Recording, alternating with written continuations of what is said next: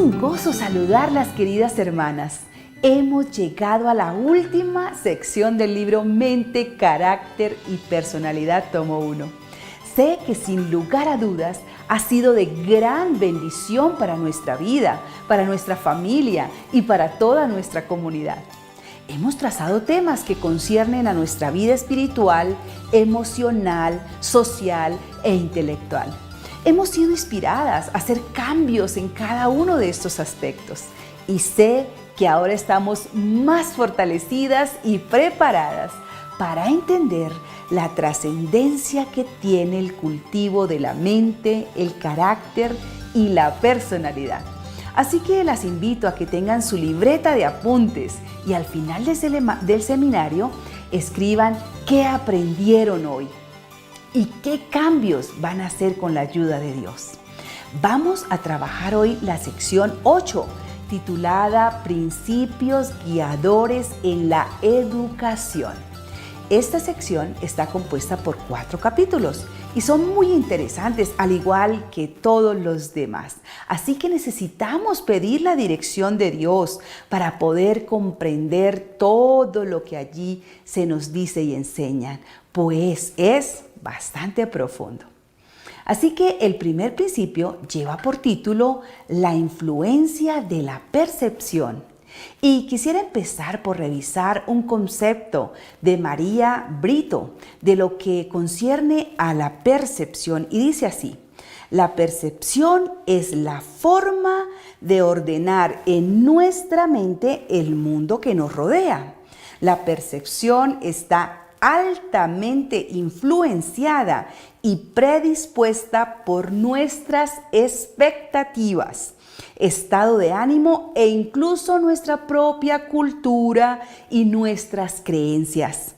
La percepción nos permite dar un significado a la información que recibimos a través de nuestros sentidos, como son la vista, ¿cierto?, el oído, el gusto, el olfato, el tacto. Así que por eso es tan importante lo que le permitimos ingresar a nuestra mente y a nuestro cuerpo a través de nuestros sentidos. Lo que comemos, lo que gustamos, lo que vemos, lo que leemos, lo que escuchamos, lo que tocamos e incluso lo que olemos. Por eso es necesario cuidar las avenidas del alma, porque la capacidad de oír, de tocar, de ver, de escuchar, nos permite aprender y tomar decisiones sobre el mundo que nos rodea. La hermana White, en el primer párrafo del capítulo 35, nos dice: hay una ley de la naturaleza intelectual y espiritual según la cual modificamos nuestro ser mediante la contemplación. La inteligencia se adapta gradualmente a los asuntos en los cuales se ocupa. Se asimila lo que se acostumbra a amar y a reverenciar. ¿Qué estás contemplando en este momento? ¿En qué estás ocupada? ¿Qué reverencias y qué amas? Un momento de contemplación equivocado nos puede llevar al pecado. ¿No fue eso lo que pasó con David? Contempló en el lugar equivocado, fijó su vista en alguien equivocado y eso le ocasionó el adulterio y el asesinato. Eva no solo vio el fruto que se le había prohibido, sino que lo tocó, lo olió, lo probó, puso sus sentidos a trabajar y esa contemplación acarreó la desgracia de todo el universo.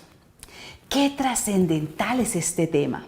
Las decisiones que tomamos estarán definidas por aquello que permitimos que ingrese a nuestra mente y a nuestro cuerpo a través de nuestros sentidos. Por eso hemos sabido de jóvenes que pasan horas en videojuegos, luego quieren llevarlo a la realidad y van y matan en escuelas, en restaurantes. O damas que centran su atención en una novela y quieren llegarse a parecer a la protagonista o al antagonista. Y entonces se peinan como ellas, hablan como ellas, se visten como ellas, quieren caminar y quieren tener todo un parecido con ellas. No es que yo vea el programa de Yo Me Llamo, pero es imposible que con todos los medios que hay de comunicación uno no se entere de lo que está pasando. En este programa, ese actor o ese cantante llega a secuestrarse en la vida del otro, pues tiene que cantar, tiene que hablar, tiene que caminar, tiene que vestirse, tiene que peinarse igualito a ese, si no, no se llama. Imagínense y llegar a esa situación. Podríamos nosotras estar cayendo en la trampa de Satanás al formar hábitos que nos puedan llevar a la ruina. Lo que contemplamos, amamos y reverenciamos definirá el rumbo que tomará nuestra vida. Y escuchen esto, queridas hermanas. Quienes trabajan en el marketing de algunos productos, esto es lo que dicen. Cuando hay mayor percepción sensorial, se ha encontrado como resultado mayor recordación y fidelidad. Varios estudios han demostrado que la fidelidad promedio de una marca, de un producto, se incrementa en un 28% cuando uno de los sentidos se activa positivamente y hasta un 43% cuando la marca se apoya en 2 o 3 aspectos sensoriales. ¿Y saben qué? Alcanza el 58% con los 4 o los 5 sentidos. Si quienes hacen el marketing de las empresas manejan muy bien el tema, ¿cuánto más Satanás, que conoce nuestras tendencias, tratará de ponernos en el camino cosas que nos induzcan a pecar? Nuestra única salvaguardia consiste en contemplar a Jesús, en leer el libro maravilloso que Dios nos dio para que fuera nuestra guía. En el párrafo titulado La vida cambia por la contemplación, la hermana White nos dice: la palabra de Dios es una lámpara para nuestros pies y una luz para nuestra senda. En mi corazón he guardado los dichos para no pecar contra él. Eso dice en Salmos 119:11. El corazón que anhela la palabra de Dios y es fortalecido contra Satanás. Los que hacen de Cristo su compañero diario y su amigo personal sentirán que los poderes de un mundo invisible los rodean completamente. Y mirando a Jesús, llegarán a ser semejantes a su imagen. Contemplándolo, llegan a ser transformados según el modelo divino. Su carácter es enternecido, refinado y ennoblecido para el reino celestial. Para entender esto, tendríamos que preguntarnos: ¿quién soy? ¿Cuál es mi propósito de vida? ¿Por qué, si no, este tema no sería trascendente? Si nuestras respuestas son nacer, crecer, reproducirme y morir, pues el tema no tiene relevancia. Si la respuesta es: soy hija de Dios, creación de Dios, estoy de paso en este mundo, vine para servir y prepararme para la eternidad, entonces ahí sí cobra sentido el cuidar de lo que contemplamos. Cierta ilustración narra la experiencia de un joven príncipe que vivía en un esplendoroso castillo. Aquel joven príncipe poseía un grave defecto: era jorobado. Y entonces él trataba de excluirse de todas las actividades de la corte. Prefería estar allí en los jardines o en los bosquecillos cercanos en lugar de estar en las celebraciones, en las reuniones que allí se celebraban, porque tenía temor de ser que las personas lo criticaran o lo juzgaran. Así que una vez, junto a un jardín y a una fuente maravillosa, vio una gran escultura y un joven erguido era allí y esbelto. Y entonces él comunicaba esas actitudes principescas. Así que sus visitas a este lugar se hicieron muy recurrentes. Cada mañana y cada tarde aquel príncipe se le veía contemplando la sin igual escultura. Las semanas y meses transcurrieron y de pronto se hizo evidente el comentario entre los siervos del castillo, quienes comentaban la gran similitud que había entre el joven príncipe y la escultura del jardín. Así como el joven príncipe contemplaba esa escultura, llegó a parecerse a ella. Contemplando a Jesús a través del estudio y la meditación, es como llegaremos a ser semejantes a Él. Al contemplarlo, llegaremos a ser transformadas según el modelo divino. Nuestro carácter será enternecido, refinado y ennoblecido para la gloria de su nombre. De otra parte, me llama profundamente la atención lo que habla la hermana White en cuanto a cómo tener mentes despejadas para discernir las trampas del enemigo. Ella dice que nuestros apetitos físicos deben estar bajo el dominio de la razón y de la conciencia. Dice además que la fuerza o debilidad de nuestra mente tienen mucho que ver con nuestra utilidad en este mundo y con nuestra salvación. Aquí entramos a lo físico. ¿Cómo nos estamos alimentando? Sabemos que eso juega un papel muy importante para la toma de las decisiones, pero también el ejercicio físico. Eso lo pudimos ver en unos capítulos anteriores, ¿verdad? Muy bien, hermanas. Cada párrafo de este libro nos crea un interrogante frente a cómo estoy administrando mi vida en lo físico, en lo moral, en lo mental y en lo espiritual. Los seres humanos nos acostumbramos pronto a eso que nos rodea, ¿cierto? A ese entorno que podría influenciarnos sea al bien o al mal. Si vemos violencia en la televisión o lo vivimos habitualmente en nuestros hogares, posiblemente desarrollaremos actitudes conflictivas entre nuestras relaciones sociales o familiares. Pero si nuestro ambiente es de paz, amor y confraternidad, en consecuencia nuestras relaciones serán armoniosas.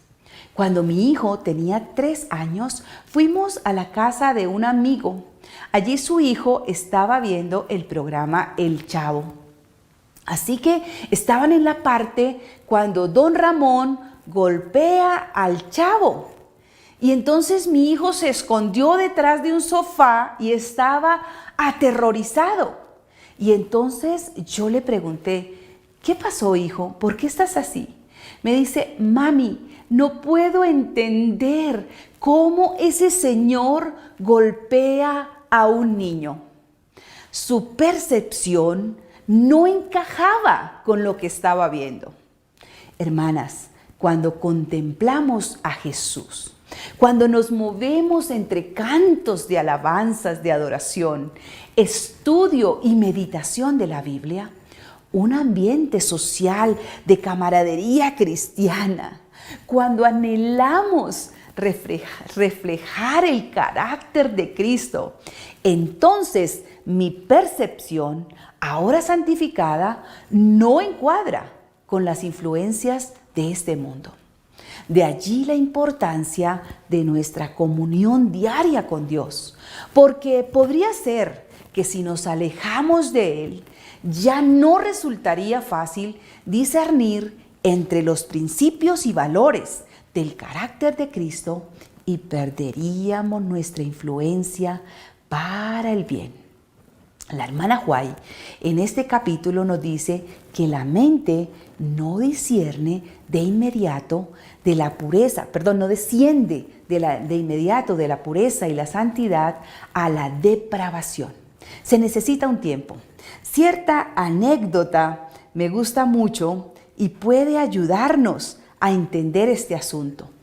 Cuando se supo que Leonardo da Vinci iba a dibujar a la última cena, y que necesitaba modelos para pintar a Jesucristo y a los 12 apóstoles, una gran cantidad de personas se presentaron como voluntarios. El artista quiso empezar con Jesús, por lo que escogió un modelo de apenas 20 años. El joven tenía una cara inocente, reflejaba paz e inocencia y estaba libre de esas marcas que la vida va dejando en nuestro rostro.